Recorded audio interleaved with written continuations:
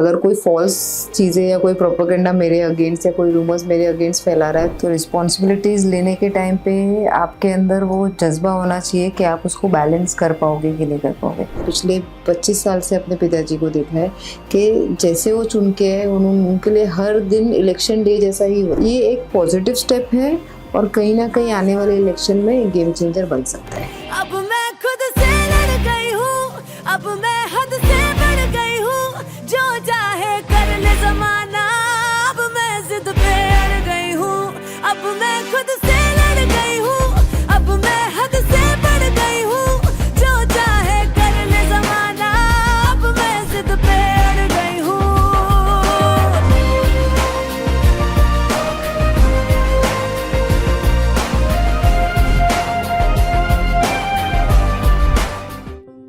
मैंने स्कूलिंग की है विद्या विहार फातिमा हाई स्कूल से, जहाँ पे मैंने नर्सरी से जूनियर केजी से 10th तक क्लियर किया है। That was a SSC board aided school थी।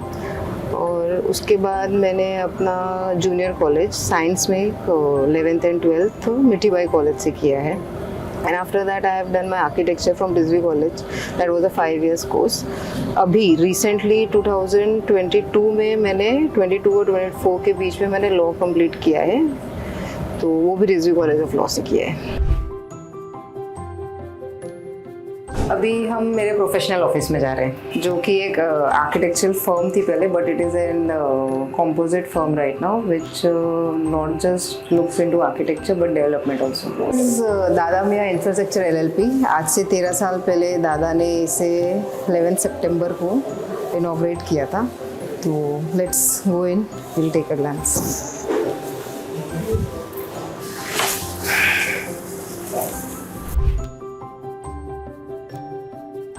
कैसे बैलेंस करते हैं? देखो, आई बिलीव कि जब भी रिस्पॉन्सिबिलिटीज़ लेते हो तो रिस्पॉन्सिबिलिटीज़ लेने के टाइम पे आपके अंदर वो जज्बा होना चाहिए कि आप उसको बैलेंस कर पाओगे कि नहीं कर पाओगे। तो I always believe in balancing things.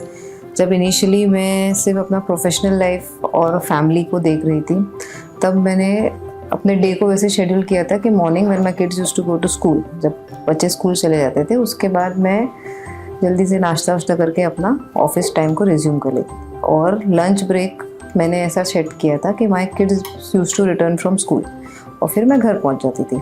They used to think कि mummy is not working, mummy is a housewife. काफ़ी सालों तक मेरे बच्चों को ये रियलाइज़ नहीं हुआ कि mama works. They used to think कि हम स्कूल जाते हैं तब मम्मी घर पे रहती है, और जब मैं स्कूल से रिटर्न आती तो भी मम्मी घर पे रहती है। तो टोटल प्रभाव डैडी का है, because when ever I am in a situation, जब मैं कोई सिचुएशन में आ जाती हूँ, समझो कोई ऐसा बंदा आके मेरे सामने बैठ गया है जो काम करना मेरे लिए, उसके लिए मतलब वो थोड़ी सी इम्पॉसिबल चीज़ है। जब आप बैठते हो या लोग आपसे अपेक्षा करते हैं तो अलग अलग तरीके की चीज़ें लेके आ जाते हैं। कुछ चीज़ें आपके लिए हाथ में होती है, कुछ चीज़ों में आप हेल्प नहीं कर सकते हो। तो इमीडिएटली मैं सोचती हूँ कि अगर इधर मेरे फादर बैठे होते तो वो ये सिचुएशन में क्या करते हैं। तो इमीडिएटली मैं वो थॉट प्रोसेस अपने दिमाग में लाती हूँ और वैसे उसको इम्प्लीमेंट करती हूँ जितना हो सकता है।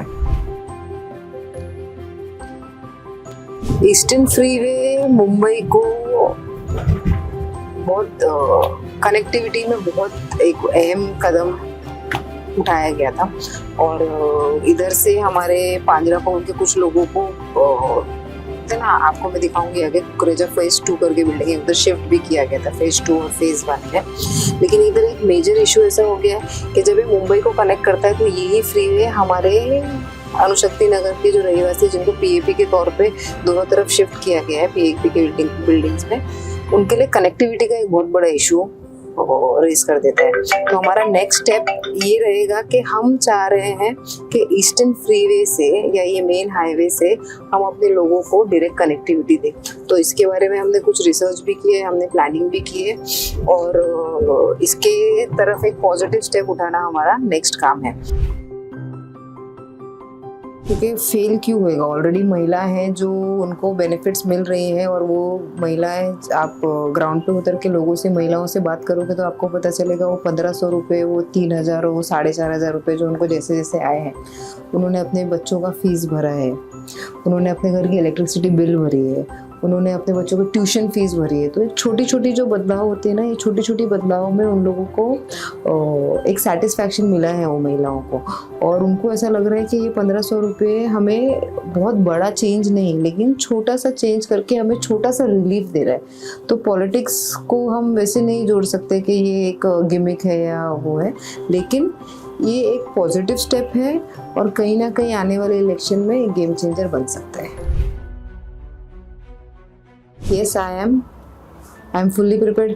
क्यों मैं ये बोलती हूँ, क्योंकि हमने कभी इलेक्शन मोड में आके काम किया ऐसा नहीं है। जब से जनता ने चुन के दिया है, मैंने पिछले 25 साल से अपने पिताजी को देखा है कि जैसे वो चुन के है, उनके लिए हर दिन इलेक्शन डे जैसा ही होता है। वो सुबह उठते हैं और वो मोड पे चले जाते हैं कि लोगों की सेवा करना है, लोगों का काम करना है। तो 5 साल जिसने काम किया है, कोई भी सिचुएशन में, कोई भी हालत में, कोविड का सिचुएशंस थे और भी काफ़ी परेशानियां हमारे फैमिली में आई, और खुद के इधर हमारे जो चुने हुए आमदार थे उनके ऊपर आई, और भी काफ़ी चीज़ें आया, लेकिन हर सिचुएशन में इधर रह के हमने लोगों का काम किया है। तो इलेक्शंस कभी भी अनाउंस हुए और कभी भी हम हर दिन प्रिपेयर्ड ही रहते हैं इलेक्शंस के लिए। मैं नहीं जवाब देती हूँ, मैं उनको क्यों जवाब दूंगी? अगर कोई फॉल्स चीज़ें या कोई प्रोपेगेंडा मेरे अगेंस्ट या कोई रूमर्स मेरे अगेंस्ट फैला रहा है, तो मुझे उन पे जवाब देने की ज़रूरत ही नहीं है, क्योंकि मैंने उनको जवाब दे दिया तो मैंने अपनी तरफ से वो चीज़ और बढ़ा दिया। Thank you all the girl. मैं आराम से बैठी हूँ, आप लोग भी बैठ जाओ। स्माइल तो करो, स्माइल होनी चाहिए, स्माइल।